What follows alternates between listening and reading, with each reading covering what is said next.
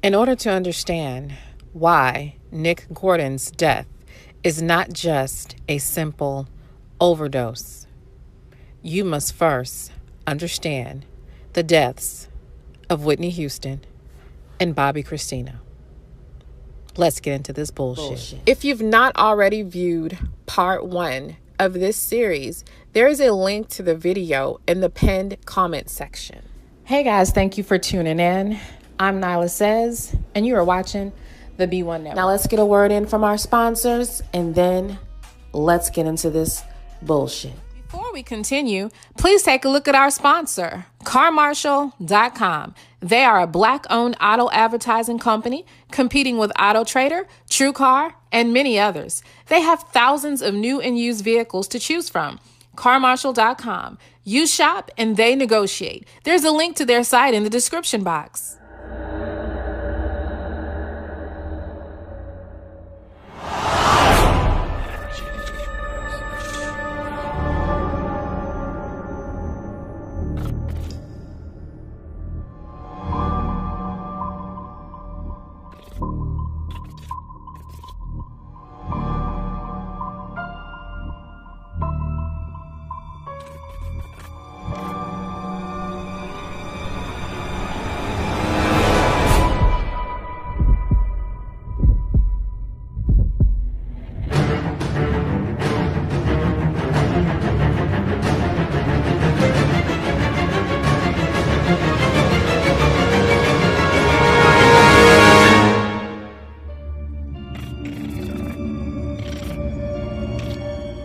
Another party that was part of the entourage that discovered Whitney Houston that day in that bathtub was Pat Houston.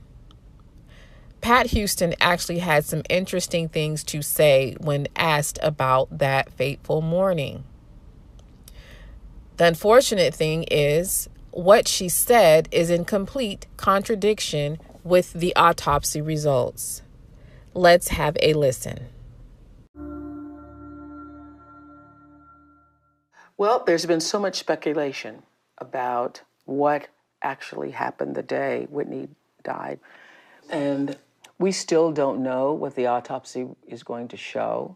It's very important that you pay close attention to what she is about to discuss. Because as Oprah said, the results to the autopsy had not been in yet. So she really did not have much foresight into what it was going to show or how she should construct her story.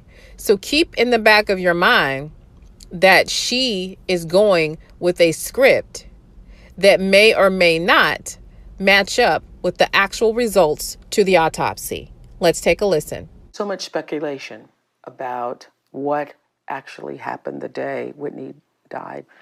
And we still don't know what the autopsy is going to show. And you haven't spoken publicly until now. And you're one of the people who actually knows. As you know, there are many stories out there. Yeah. People claiming to have found her, people claiming to have known, people saying all kinds of things. Can you tell us what happened? It was a usual day. You know, it was the Clive's Grammy party that Saturday night. Just her having lunch. She had lunch at the hotel? She had lunch at the hotel upstairs. Were you in the same hotel? In the same hotel, you know. Just down the hall? On the lower level, next floor. We're usually on the same floor, but, you know, this time we were on a different floor. But I was working in my room and decided I needed to go pick up something pertaining to the party. And the party that night, the Clive party? The Clive party. Mary checked on her before she left. Mary is her assistant. She checked on her before she left. Please note that she did say that her and Whitney would normally be booked on the same floor, but this time they were not. That is not customary. When a star as large as Whitney was has a hotel space booked for their entourage, it is very normal that they are on the same floor. The rooms are normally booked at the same time, and hotels do make exceptions and move and change rooms when it comes to booking large celebrities. Also note that the assistant named Mary, who checked on Whitney, is actually the sister of Pat Houston. Checked on her before she left. Mary is her assistant. She checked on her before she left. We were gone no more than 35 minutes. When we returned, the makeup artist was waiting in the lobby along with my executive assistant, and I told her to just wait there. Mary was going to check to make sure she was ready. She was actually shooting an infomercial for the Marion P. Candle line that day. And I went to check on the room, which was on the same floor. So is that what she was getting made up for? She was getting made up for the event, but she had several things that was going on that day. Got it. When I left that room... Let's pay attention to the small details. She did tell us that she was leaving to go and check on some things for the Clive Davis party. She also said that she was only gone 30 to 35 minutes. Before leaving, Mary actually checked on Whitney Houston. Now, remember, Mary had checked on her. Whitney had to have been doing fine, else Mary would have said so, correct? Mary knows her schedule. This is her assistant. So she knows that the next thing in line for Whitney is to do a photo shoot for Marion P. Candles, as Pat Houston so eloquently exclaimed. Now remember, Mary has checked on her. Mary knows her schedule. Mary would know if Whitney were okay to do all of the things that Pat Houston has admitted that Whitney had to do. She had to do a photo shoot for Marion P. Candles. She had to attend the Clive Davis party. She had lots of things scheduled. So her assistant checked on her and she was good to go. 35 minutes later, what happened? And does it line up with what the autopsy said? But more importantly, I want you to pay attention to something else. Just one small detail. This is a grieving sister-in-law, correct? But she just couldn't resist plugging her own business. Now, could she? Yes, Marion P. Candles is actually her candle business. That's owned by Pat Houston. I don't know if it's just poor timing or just crass behavior and uncouth moral standing. But I just find it odd that she did not and could not miss the opportunity to plug her business. What relevancy does Marion P. Candles have as it relates to Whitney Houston's final moments? Had nothing to do with anything. And I just feel like that was a shameful plug. She also stated that upon her return to the hotel, she ran into the makeup artist in the hotel lobby. She told the makeup artist to wait there so that she could make sure that Whitney was ready. I find it odd that Mary was not the person in direct contact with the makeup artist, since Mary was actually Whitney's assistant. It makes me wonder, did she pause the makeup artist because she knew that there was something going on in Whitney Houston's room? Because I do not see the point of Pat Houston stopping the makeup artist to make sure that Whitney was ready. The makeup artist was the person getting Whitney ready. Just an interesting thought I had. And I went to check on the room, which was on the same floor. So is that what she was getting made up for? She was getting made up for the event, but she had several things that was going on that day. Got it. When I left that room and headed down the hallway, I heard screaming. So walk me through it. You're going to go to your room? No, I wasn't going to my room You were because gonna go to her room. I was going to her room. She had been asking for me all morning. Through texting or? She through Mary, and she'd called my phone twice. So I was headed to her room to see if she was okay, you know, because she hadn't seen my face. Usually I go up and I see her, and that was one day that I didn't. That little bit of dialogue left a lot of questions for me. Well, the first thing that I question is, she said that Whitney had been calling and texting for her all morning. So if Whitney was calling and texting for you all morning and you are part of her entourage, why would the star have to be calling and texting for you? Or is that something that she said to make herself appear a little bit more relevant and important in Whitney's life? I'm not sure. I just do find it strange that she did add that this was the morning that she didn't let Whitney see her face. And the fact that she had been gone for 35 minutes, and before she left, she didn't try to see what was going on with Whitney is strange for me too. What was so damned urgent that you had to leave and excuse yourself for 35 minutes before attending to the person who you worked for, the person that you claimed needed to see your face, the person that had been trying to contact you and talk and text you all morning? So now let her explain what happens after hearing the screams. And I heard screams, and I saw the hairstylist drop to her knees. And I kept walking very slow. A woman opened her door and said, "Is everything all right?" I said, "Dial 911." And I just kept walking. I didn't run. And you didn't even know what you were dialing 911 for. I had no idea. But you could see the makeup artist in the hallway drop to her knees. Dropped to her knees saying, "Oh my God." And you knew something had I happened. knew something was wrong. I didn't know what. And so you didn't run, you just... No, I was just numb. I just walked. I walked. I told her to dial 911. So you are approaching the hotel room of your sister-in-law that has been calling for you and texting for you all day. Her hairstylist screams. You see her drop to her knees. A lady leaves her door to ask if everything is okay. You calmly tell the lady to call 911, and then you walk slowly. You don't know why you're calling 911. You don't know why the hairstylist is dropped to the knees. But you, in your own words, calmly walk through the door. You just... No, I was just numb. I just walked. I walked. I told her to dial 911.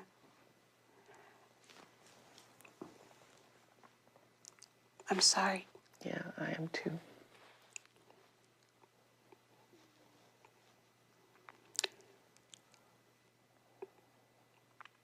As I got closer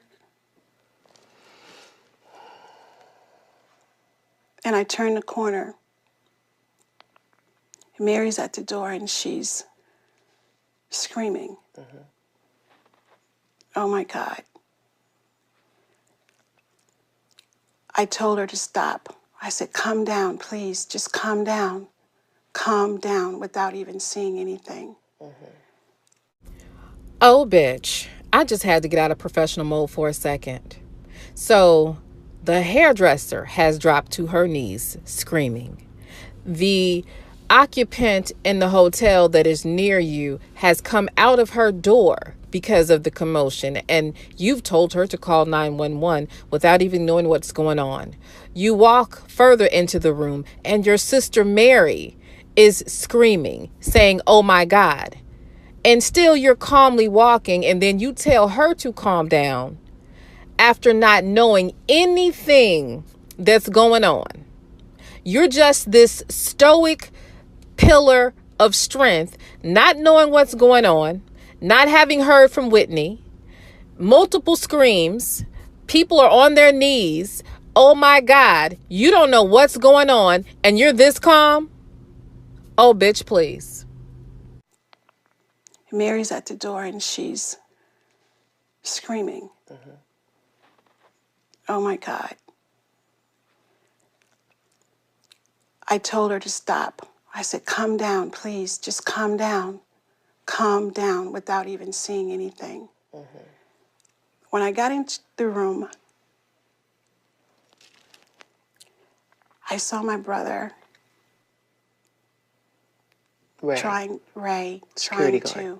Security Ray, my brother, trying to revive her to the point of exhaustion. And I called his name. I said, Ray. Paramedics was coming in at that point. I said, Ray, let it go.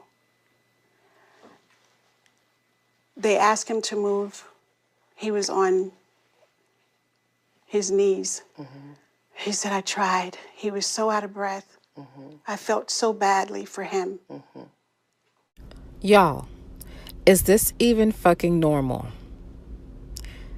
Her brother is trying to resuscitate. She just walked in the room. She doesn't know what's going on. Remember, she just got there. She has calmed everybody down on the way into the room. She walks upon them and he's trying to revive someone that she doesn't know what's going on yet. And she says, let it go.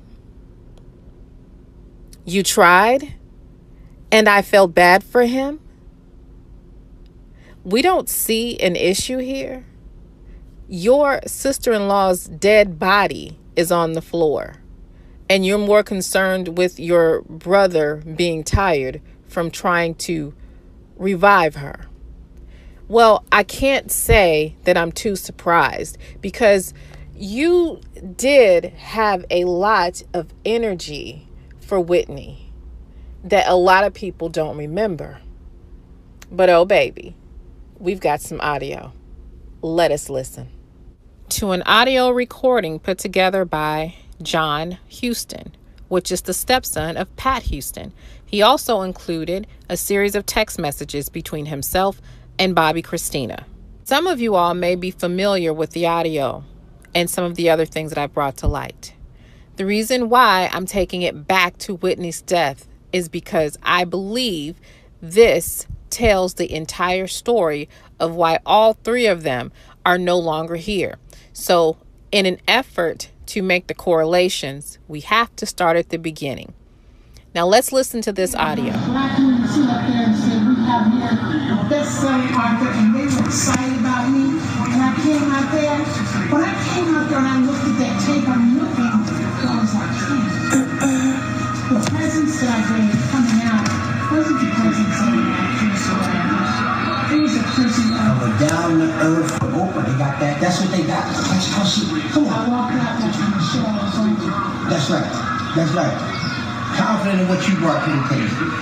Of course, Pat Watson Houston will never be a runner. It's too far going. It's far going conclusion. Yes, if I could keep sitting right in front of me. They feel me that, we had to wear shiny. Yeah, everybody can be invited. Trying to do that. Please, someone will be there. So,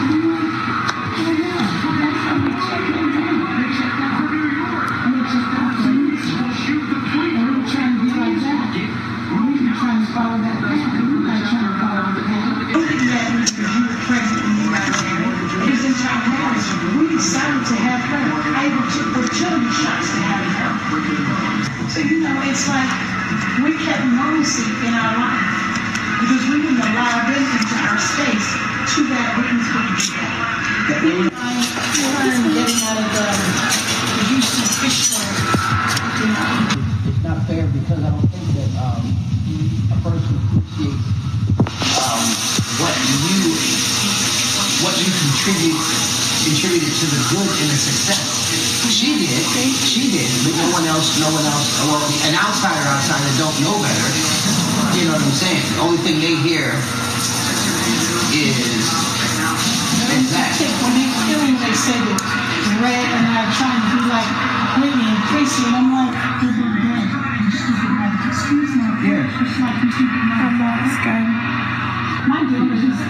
daughter graduated high school. My daughter was in college. My little girl got to the 7th grade. Are you kidding me? Go screw yourself. Ray's father drove her to motherfucking school every day that she was in school. Ray hardly ever rode a bus because her father took her to school. SCAD isn't in Savannah. Bobby never took Chris to school. SCAD's in They never had no interest in that. That's what I'm saying. So you have more of the mode of the normality. just being a person that just looked at that whole situation with an open mind, I never at one time believed any of the allegations. I'm just letting you know that right now. I just never believed any of the allegations about the more sinister stuff that they were, that they were putting out. I just like, man, that's it. It was to hear those black women sit up there and say, we have here the best-selling author, and they were excited about me. And I came out there. When I came out there and I looked at that tape, I'm looking, I was like, the presence that I gave coming out wasn't the presence of an actress or whatever. It was a person of a down-to-earth Oprah. They got that. That's what they got. That's how she. Come I on. walked out like I'm sure I was going to. That's right. That's right. Confident in what you brought to the table. Of course, Pat Watson Houston will never be irrelevant. It's too far going. It's far going conclusion. Yes, if I could choose to sit right in front of me. They feel that, we had to wear shine. Yeah, everybody can be invited. Trying to do that. Someone would be there. So we were,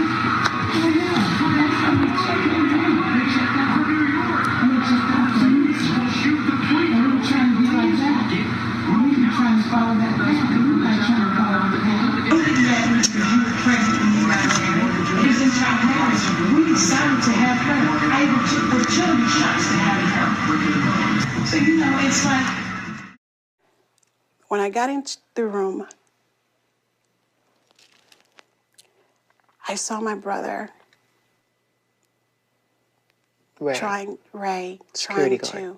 Security Ray, my brother trying to revive her to the point of exhaustion. And I called his name. I said, Ray. Paramedics was coming in at that point.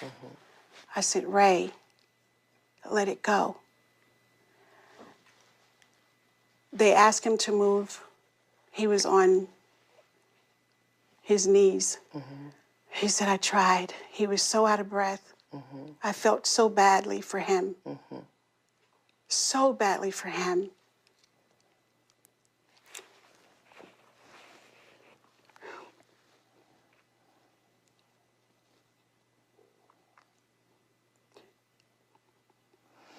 I'm sorry. Well, yes, we're sorry as well.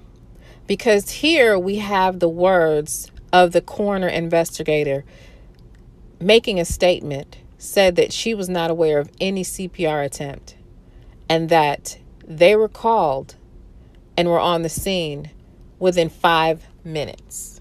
Well, indeed, you are sorry, because it's been over 20 minutes since we began this video, so some of you may have forgotten this. But she gave this interview with Oprah before the autopsy was done. So her statements are conflictual for a reason. She didn't know what the hell to say. But she's not alone. And just like she's not the only member of the entourage other than Raffles and Ray J. Oh, no. Nick Gordon was also there. Nick Gordon had some stories to tell as well. And Nick's mom, Michelle, is making a startling claim about the death of Whitney Houston. She claims that her son Nick was there when the superstar died, adding that he tried to save her life by administering CPR. We asked the coroner's office about that claim, and it told us today it was not aware of anyone performing CPR in Houston. A family source also tells us Nick Gordon was not in the room. Within 30 minutes of having been checked on by her assistant, Mary, Whitney Houston was found dead. Within 30 minutes of having spoken to her own mother on the phone, Whitney Houston was dead. There are claims being made that Whitney Houston had CPR done on her, although the coroner's report does not agree. What happened between that 30-minute checkup time, the 30-minute window of time between the phone call between Whitney and her mother, and that trip down the hallway that Pat Houston took, calming everyone throughout their screens, and Whitney Houston being discovered unresponsive, face down in the bathtub. We will further deconstruct this bullshit tomorrow on part 3. And if you like my commentary, please click like, comment, and subscribe. And if you don't like it, you can still comment. You can still subscribe, because you are bound to return and find something that will entertain you or be of intellectual benefit.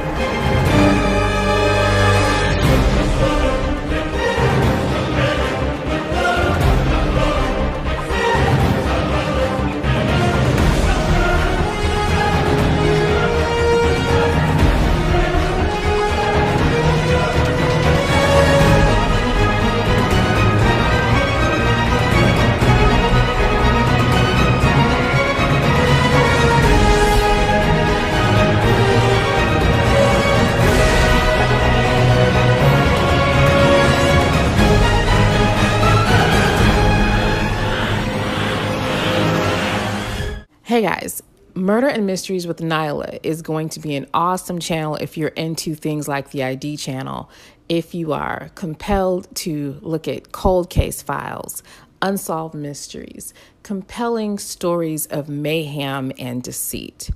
You're going to want to subscribe to this channel and put those notification bells on. We're going to have so much fun over there in 2020. As a matter of fact, we're going to have fun on all 3 of these channels. I cannot wait to see you guys there.